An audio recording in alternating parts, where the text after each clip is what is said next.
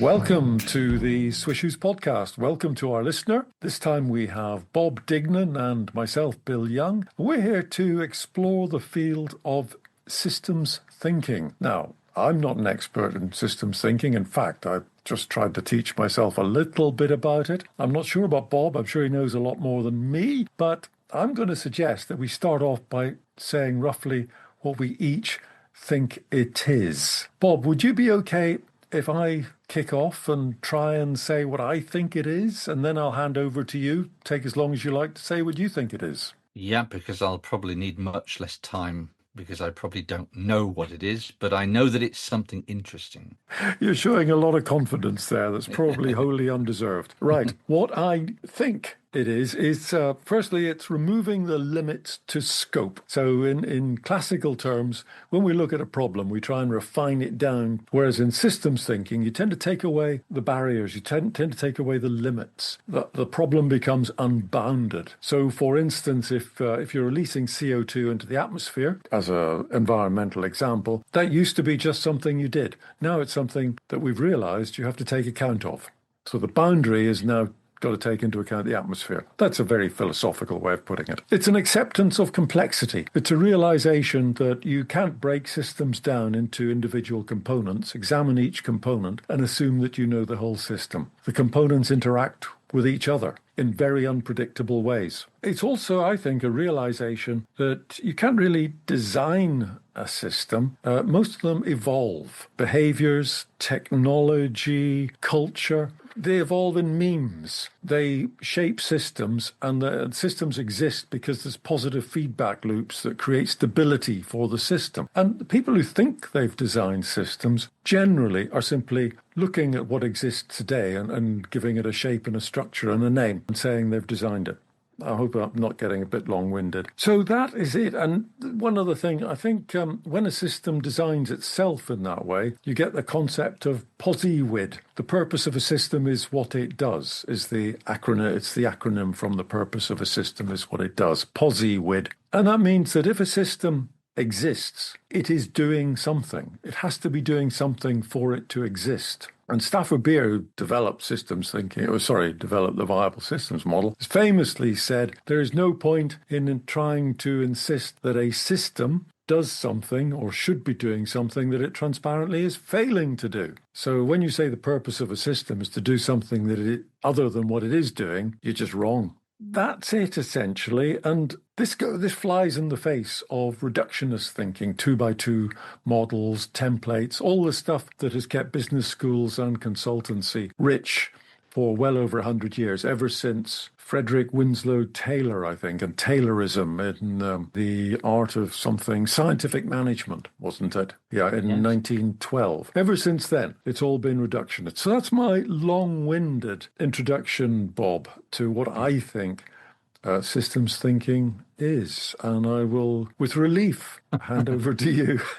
Well, I think the way you commented there, the long-windedness, I mean, therein lies part of the dilemma, the fact that it is not easily explicable. Or was your long-windedness just you, Bill, or is there somehow a long-windedness about this? Well, that's a good topic? question.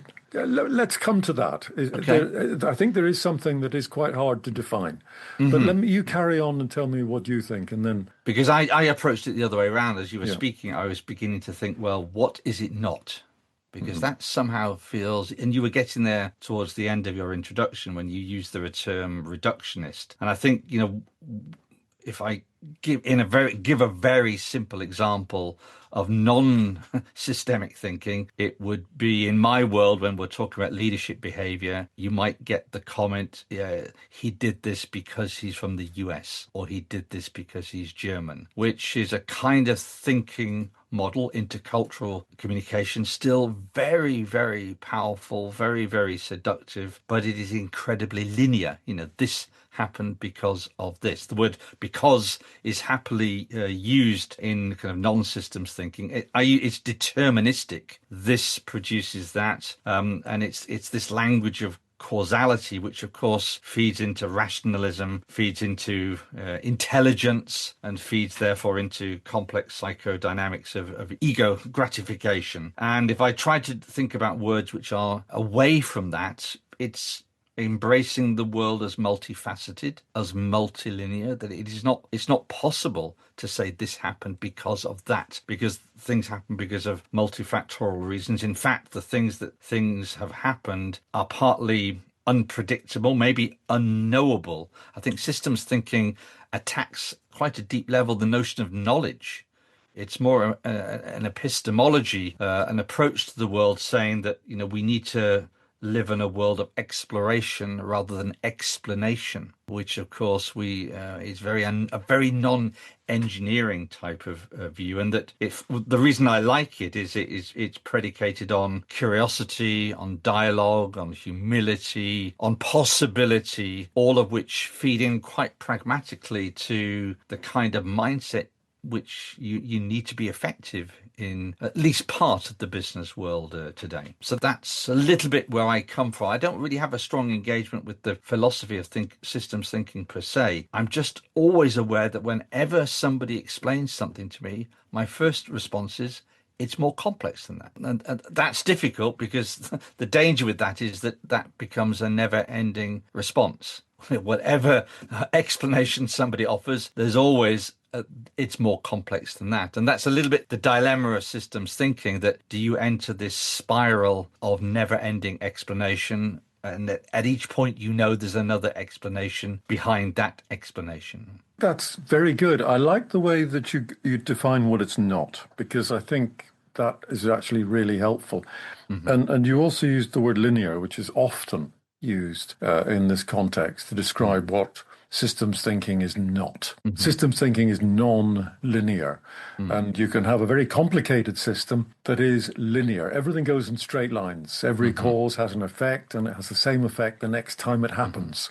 Mm-hmm. And therefore, words like deterministic, rationalism, and as the basis of intelligence, even, as you said, is quite... That's super.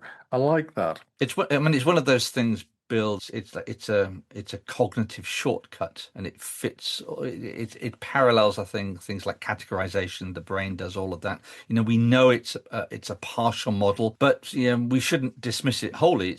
These things are still kind of useful models and shortcuts. We have to do that necessarily, but it's like that old quote: all models are false, but some are useful. We're in that territory again. Yeah. The cognitive shortcut is an interesting one, because people often use the word heuristic in this context, and that is essentially a shortcut. I think, if I've got it right, but it could be a cognitive shortcut, or it could be it's usually cognitive when it's called a heuristic. But it's basically, you've found that you've done something 50 times, and 50 times the same thing has resulted, and therefore it becomes a rule. And your brain defaults to assuming the outcome and anticipating it. It's how you catch a cricket ball, for instance. The laws of gravity don't change. If they did, you wouldn't catch the ball. So you have a heuristic your brain has a heuristic for catching a ball. So that's a good one to raise. Now, I did notice you also talked about boundaries or limits and scope, and I did as well. And I'm wondering if that isn't the right place to start, because if you're having a discussion with somebody around a specific problem,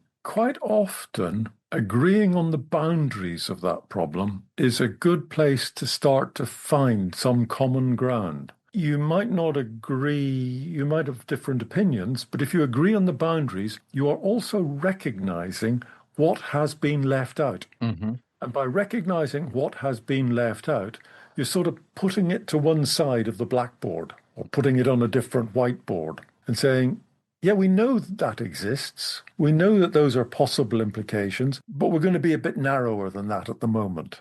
If it turns out we need to pull it in, we can. So I found this setting the boundary to be the right place to start. And it's a possible place where systems thinking does have universal applicability, because nearly everybody is able to face a problem or start to face a problem by talking about what is the boundary. And that's a good place to start.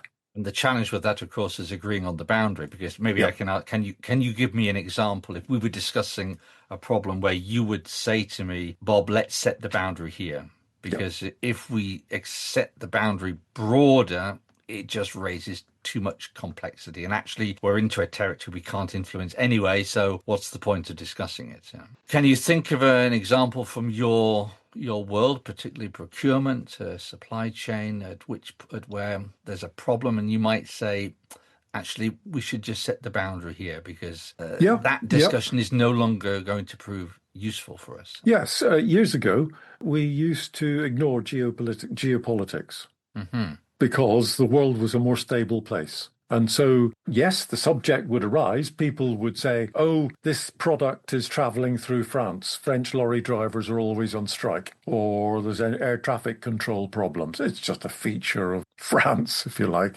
one we know and love. But in most cases, we chose to ignore politics and that sort of disruption and tariffs and what have you. And everyone was quite happy that we ignored it. We knew they could exist, and we had a rough idea what we'd do if we had to consider them, but we didn't. Now, of course, the world has changed.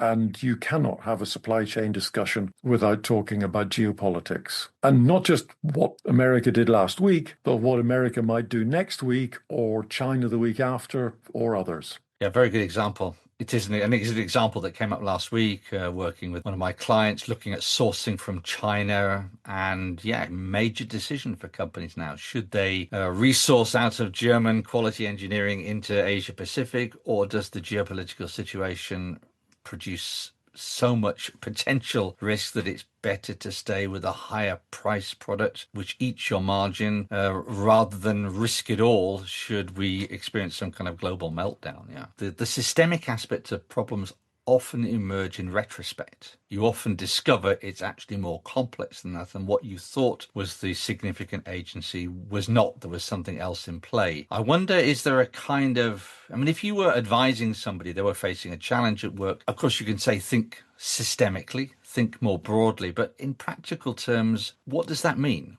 How should you, when you think you know what the problem is, what should you actually do at your desk? Stop, think, and think broader. But what should you consider if you're thinking more broadly or more systemically? Do you have a kind of a checklist in your head for what? I don't. I think checklists are getting to be reductionist in themselves. That's the danger of us. And I'm very suspicious of having checklists for systems thinking. However, I do think the boundary discussion that we launched into is highly relevant, because even if you decide to go for the 80-20 rule or a debottlenecking rule, or you to borrow a 2x2 matrix from somewhere, you decide to do your strategy based on that, or all of these templates for strategy. They all have their uses.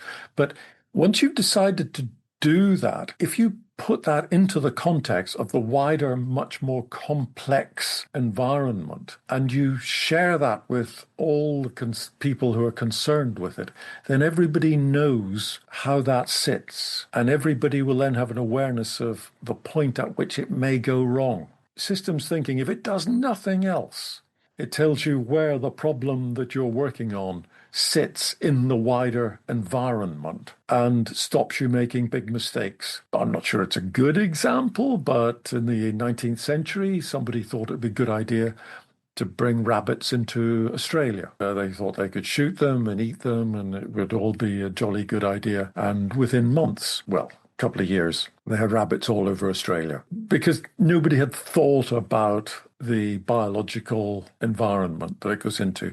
And that's another aspect of systems thinking. You will never meet a biologist who is not a systems thinker. And you find it quite hard to find a physicist who is a systems thinker. And when the two come together, they struggle to communicate with each other. This is changing because the introduction of chaos theory, it was a Nobel Prize in 2022, I think, for chaos theory. And there have been a lot of people on game theory, chaos theory. Physicists are now beginning to, and especially with quantum physics, people are now beginning to realize that you can't always predict the outcome of things. And so biologists and physicists are beginning to talk on the same wavelengths. Unpredictability, in a sense. Yeah. Because coming back to my question to you, because I think I have an answer to my own question.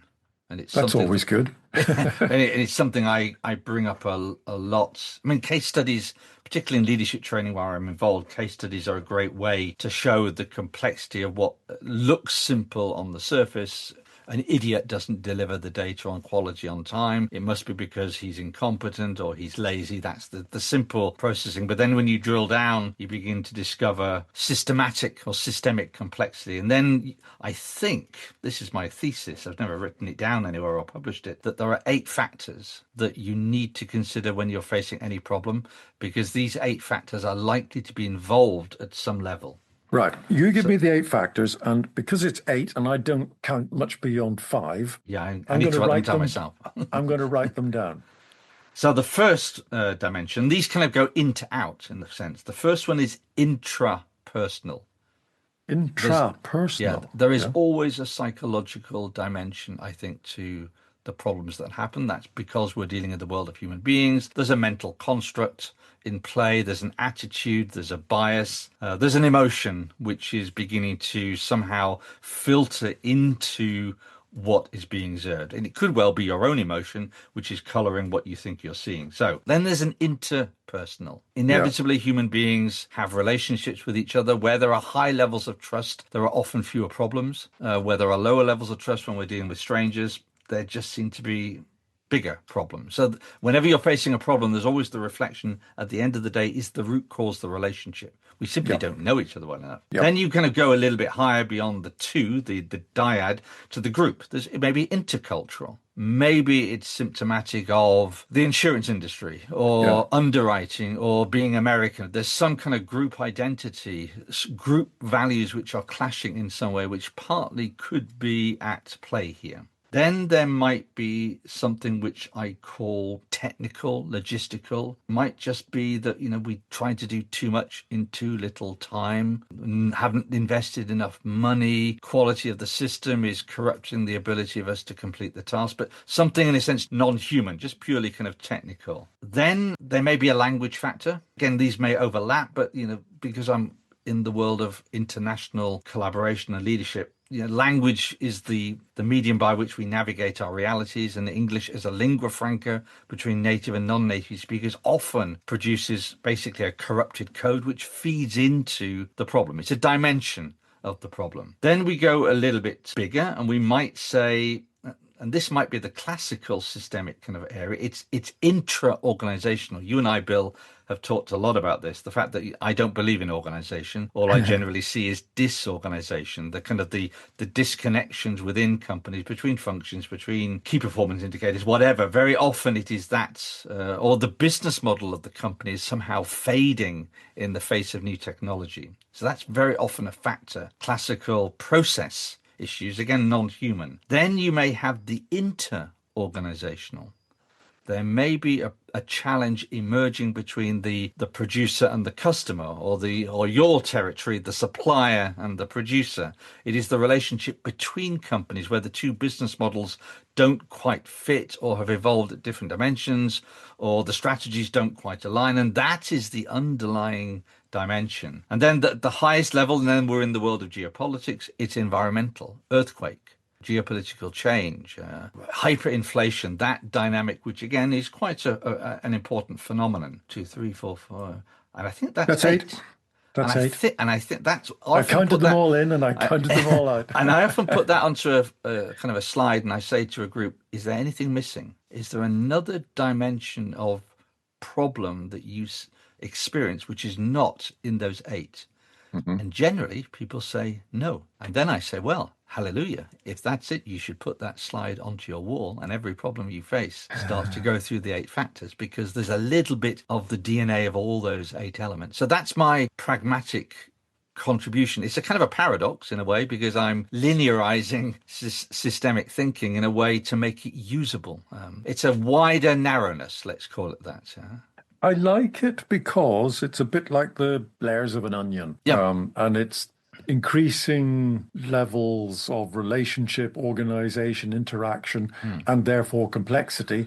And within each layer and between the layers, there's unpredictability because in all except one or two of them, there's humans involved, and humans are essentially unpredictable. And you have included the intrapersonal, the cognitive thing in there at the lowest level, which makes sense to me. If you look at an organization today that works, that appears to be rigid and procedural and compliant and has reams of paperwork associated with. You might be talking aerospace or pharmaceuticals or something like that. In many, many cases, all the cases that I know, I can't say all the cases that exist, but in all the cases I know, this is going to challenge a lot of people. They only operate because of informal workarounds. I've never seen one that, when you actually come down to it, doesn't have informal workarounds that keep it going. Little feedback mechanisms that aren't on the procedures, on the standard operating procedure, that haven't been captured, that people just know and learn. Or even little things they're doing that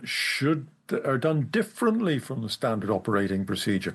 Never seen one that doesn't require those informal behavioral feedback loops in order to keep them operating. And this is something to do with the degrees of variance or variability. You cannot capture the variability that exists within a system in an operating procedure. There are other things happening that you cannot capture. And the other thing that occurred to me, I did mention this to you, this book, Making Sense of Chaos. I had to get really through to the end before I got to the bit where he says, this is by J. Doyne Farmer, Making Sense of Chaos. And the subtitle is A Better Economics for a Better World. And it's so full of anecdotes and filler stories that it's quite hard to find where he gets to the point at the end. The point that I think he gets to at the end is he says, when business economics started, everyone had simple equations and forgotten his name for these equations, analog. He called them analog models. And these are things like the demand curve. The price falls, demand rises. And the assumption is that's the way it works. It's an equation. But of course, the people who buy at a low price are very different from the people who buy at a high price.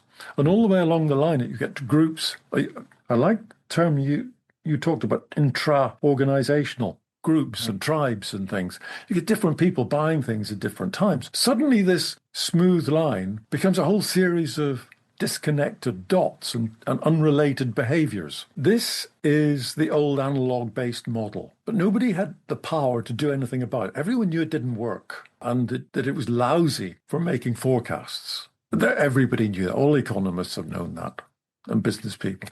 And so what people are now moving to is the agent-based model. And the agent-based model takes each of these little units in the curve and models them separately. And the agent can be the individual. So in theory, if you've got 1 million people and they all make up a demand curve, for instance, you could, in theory, using modern computers, model each individual, and they would each have a different cognitive skill set, and they would compete with each other. If somebody was buying something at a certain price, someone else might say, well, if Mrs. Jones is buying it, I'm not buying it because I don't respect Mrs. Jones. So you get all those interactions happening. And that is called the agent-based model. And that essentially is what J. Doyne Farmer is coming to in Making Sense of Chaos. That, to me, makes sense, but I don't understand how we're all supposed to develop agent-based models to forecast the future. But, of course, that's what weather forecasting now does. Well, in a more pragmatic sense, we have to make decisions every day, and we have to make decisions which are involving multiple kind of factors, the known and unknown, the unknown unknowns. I mean, do you feel that decision making has become more intrinsically difficult, or are we just somehow more aware of its intrinsic difficulty? That's one question I have. I'm always thinking, I mean, you see these models of change, etc., and then VUCA, and we still use VUCA 40 years on from its inception. There seems to be this narrative that human beings love to invest in, that things are somehow becoming more difficult. I don't know if that's the case, or we just think that's the case.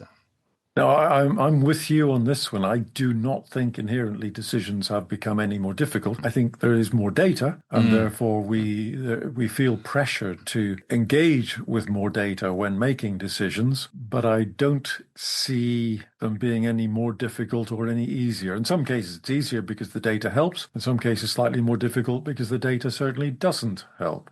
So I don't think it's fundamentally different. What I do see, and I've seen it for decades, many, many decades, is this increasing tendency towards micromanagement at the top level. The more access you have to data, and it used to be that people had different screens on their desk. So you'd see a CEO with 5 screens on their desk because computers weren't at the point where the one screen could carry all the different windows and interrelate them. And there weren't the models, the visual models that would show you. And so a CEO seriously had 5 screens on his desk, and he thought that he could run the company better if he had them. Of course, the company went bankrupt. But that's the situation a lot of people are in. They think that by having more data. I love the expression, the problem with data is that it all comes from one place, the past. And we're trying to forecast the future. And in a complex model, the past is no guide to the future. So you need analogies and gut feel as much as you ever did. I mean, you don't see it very often in the corridors of LinkedIn particularly, but I do think as these people are some of my coachees, you have to have a degree of sympathy with those leading large organizations today, because it is a horrendously complex undertaking, and one full of responsibility, full of accountability, and really you're on quicksand. Yes, you have this data, none of which, despite its granularity, really offers any certainty. And of course, if you look away from the data to the future, well, you have even less certainty. It's a very challenging place to operate in, and it's not clear to me how we assess if people are doing a good job or they're doing a bad job. They may be doing a very good job in the circumstances. That seldom is acknowledged. You can't abandon decision making, but you can be more pragmatic about it. You can say this is our goal, but we're going to reassess things along the way. I don't like the agile thing, but it is a little, agile borrows a lot from this, in that if you're reassessing all the time and you have a systems thinking approach to where you're trying to get to, then you are aware that things change and you are in a position to learn from each time it goes wrong rather than pressing on regardless. Yeah, it's of course then is the question, what is the iterative cycle? Is it 1 day? Is it 1 month? Is it 1 year? And of course, different functions within the organization, inter-organizationally, everybody is using different cycles of iteration. So it doesn't solve the problem, unfortunately, because agility is not a shared practice.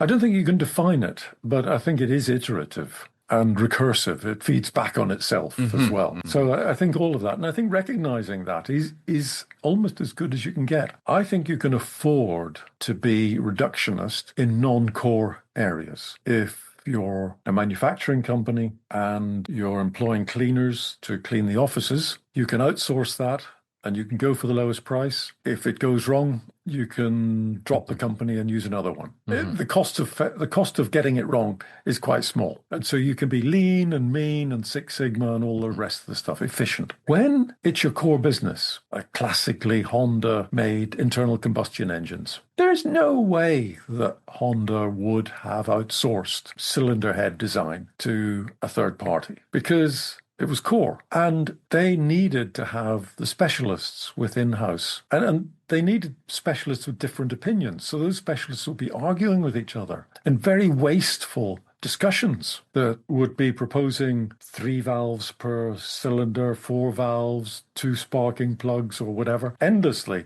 depending upon the fuel-air ratio and what have you. It was that discussion, that argument, that wasted, inefficient, apparently inefficient debate that resulted in the company looking reasonably fat and wasteful and inefficient in some areas. But actually, it was from that the ideas grew and the designs were created and the success of the company arose. And I would say that identifying what is core and what is not core is part of being able to apply systems thinking to certain areas that are core and not waste it on areas that are not core. Does that make sense? It sounds like one of those boundaries that you mentioned right at the beginning. Yeah, it is. And maybe it could be a boundary thing. Yeah. Yeah, maybe there's a conclusion in there about the placement of systematic or systemic thinking, core, non-core. That can be scaled to strategic areas, but even relatively operational decisions. What can fail? What cannot fail? That might be a conclusion even, because you've seen companies that have failed simply because they've tried to be too efficient in their core area. But it's been very, very useful to talk it over with you, Bob. Well, if we don't have commit to solve it, it's, systems thinking it's kind of unsolvable. So we're in very safe territory not having solved it. But at least it was a very fruitful discussion. Thanks, Bill. Right. Thank you very much indeed, Bob. And I wonder what our listener will make of it. Until the next time, this is the Swishoes podcast signing off, and we look forward to the next one. Thank you, Bob. Bye.